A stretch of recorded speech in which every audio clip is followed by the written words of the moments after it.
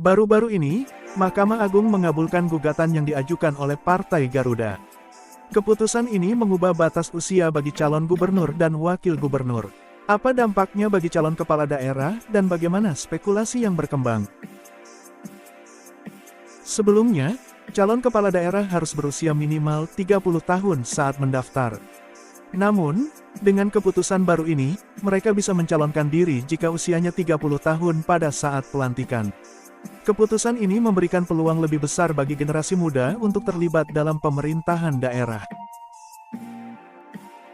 Keputusan ini tentu menimbulkan berbagai reaksi dari masyarakat. Banyak yang melihat ini sebagai langkah positif untuk membuka kesempatan bagi pemimpin muda. Namun, ada juga yang skeptis dan mengaitkannya dengan kepentingan politik tertentu. Seiring dengan keluarnya keputusan ini, muncul spekulasi bahwa perubahan batas usia ini dilakukan untuk memuluskan langkah Kaesang Pangarep, anak Presiden Jokowi, untuk maju dalam Pilkada 2024. Spekulasi ini menguat setelah viralnya foto Kaesang bersama Budi Jiwandono, keponakan Prabowo Subianto, dalam poster pencalonan gubernur dan wakil gubernur DKI Jakarta. Menanggapi spekulasi tersebut, Wakil Ketua Umum DPP PSI, Andi Budiman, menyatakan bahwa keputusan Mahkamah Agung ini tidak ada kaitannya dengan Kaesang atau PSI. Menurutnya, gugatan ini diajukan oleh Partai Garuda dan tidak ada komunikasi apapun dengan PSI terkait masalah ini.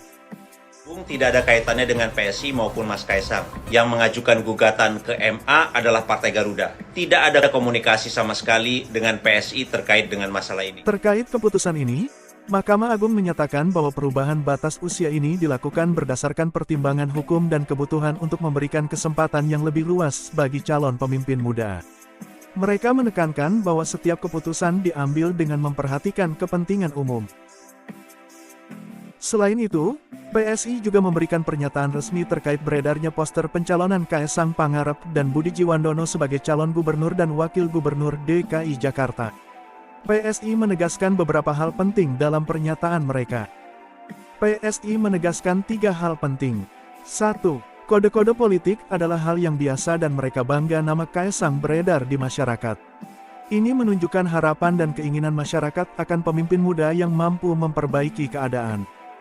2. Kaesang masih sibuk mengurus persiapan pilkada di berbagai daerah, bertemu dengan calon gubernur, bupati, dan wali kota yang ingin mendaftar ke PSI.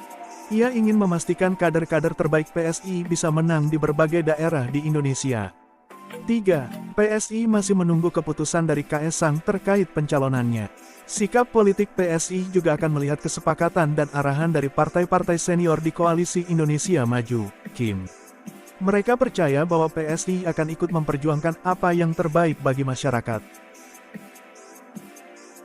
Keputusan Mahkamah Agung ini tentu membawa dinamika baru dalam dunia politik kita. Bagaimana pendapat kalian tentang hal ini? Tulis di kolom komentar. Jangan lupa like, share, dan subscribe untuk update terbaru dari channel kami.